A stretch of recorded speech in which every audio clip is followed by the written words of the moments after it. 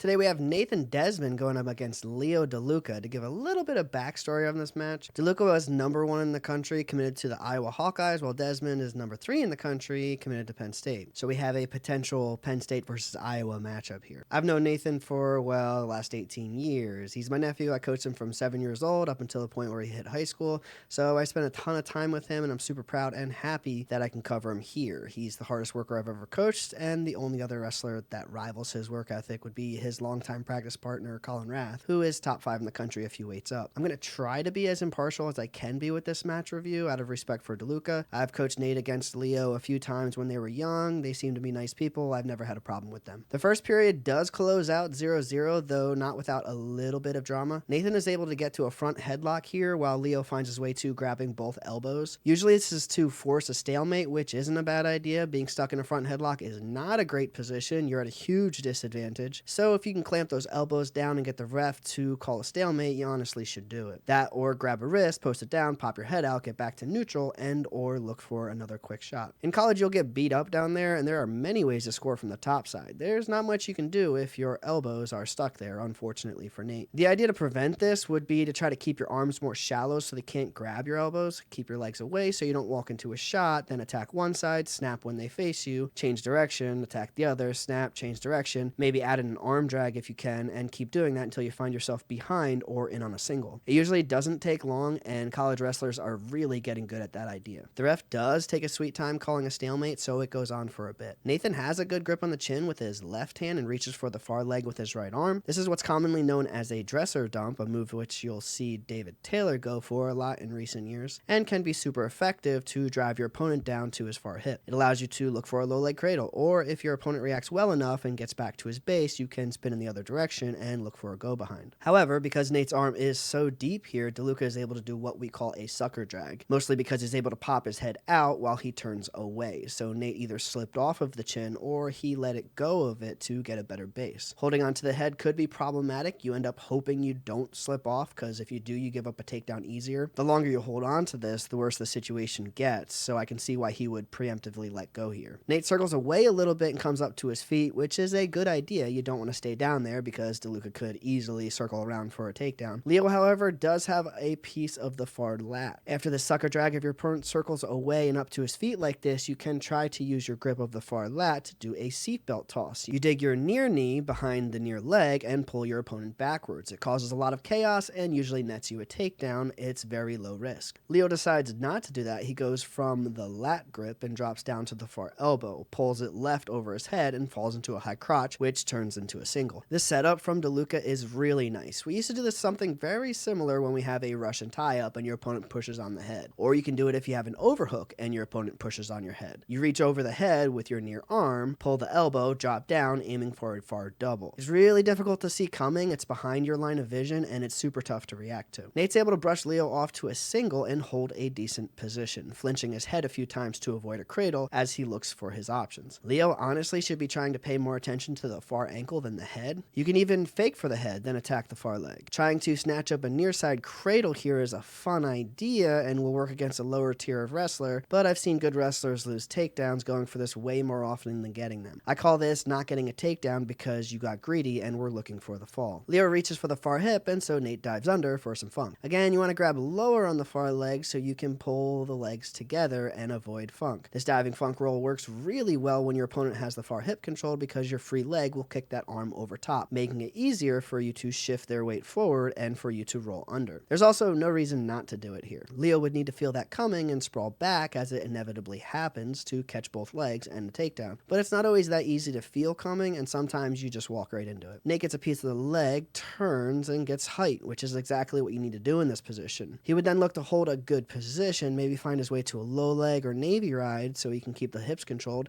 and try to attack the head while getting his leg free. Leo holds onto the ankle and sits still, which is smart. It's his lifeline at this point. Nate usually won't be awarded the takedown with his leg over top of the body like this, so he kicks back over and starts pushing at the arm with his free leg. You would look to push the elbow forward, which creates an opening for your leg to come free, but he isn't able to budge the arm, so the stalemate happens. Leo knows this, so he holds tight and just waits for the stalemate. Another good idea. Second period, 0-0. DeLuca gets choice, and so he chooses bottom. When the score is 0-0 in the second and you get choice first, you should pick bottom. I'm assuming first choice in overtime is still decided by by first person who scores, so getting that first point would help you out if the match finds its way there. 15 seconds in, DeLuca stays tight in a ball, which is smart. Nate is good at leg riding, crab riding, and controlling the hips in general, so if you can stay tight in your stance while on bottom, keep the legs out, you have a better chance at staying out of harm's way. DeLuca then reaches for and attacks the head, which forces Nate to bail and give up the escape. To prevent that from happening, you would want to have a good claw ride and keep your hips a bit lower. Then when they lunge for the head, you pull backwards, throw both legs in, and roll back, which should find you back up on top. Nate does go for a claw on the far side, but it isn't deep enough, and his hips are a bit out of position due to how DeLuca is posturing and sinking his own hips down. So Nate bailing here in this position had to happen to not incur any additional damage. About a minute left in the period, Nate fires off a sweet high crotch off of DeLuca's collar tie / over tie position. You really shouldn't have both hands up top here. You give up any defense you might have had in regards to a down block, so if your opponent does disappear and shoot, you're only relying on head position and reaction time to get a sprawl, either of which are not easy to get against a quick opponent. Nate is deceptively fast. I say deceptively because I feel like I should be able to stop his shots coming in. I wrestled in college, I have a ton of experience, I'm pretty decent at down blocking and keeping good head position, but back when I used to coach, he would get into shots anyways. He doubled me once to my butt 2 years ago, and there was nothing I could do about it. I'm not going to list a bunch of other ways I would try to stop his shots for obvious reasons. I'm biased here, so good luck. Nate stays on the high crotch, lifts the leg up. Here you could circle right, put pressure down with your shoulder, sit your opponent to his butt. I used to call it run the pike. If your opponent reacts well, stays on his feet, then you would cut to a double and try to run it down. DeLuca goes for a diving funk of his own pretty quickly, which he does get a piece of it and so is able to start rolling through, but Nate has good enough control of DeLuca's hips, which prevents him from getting too far. Ref calls a takedown here, but waves it off. Usually you need to lock up and near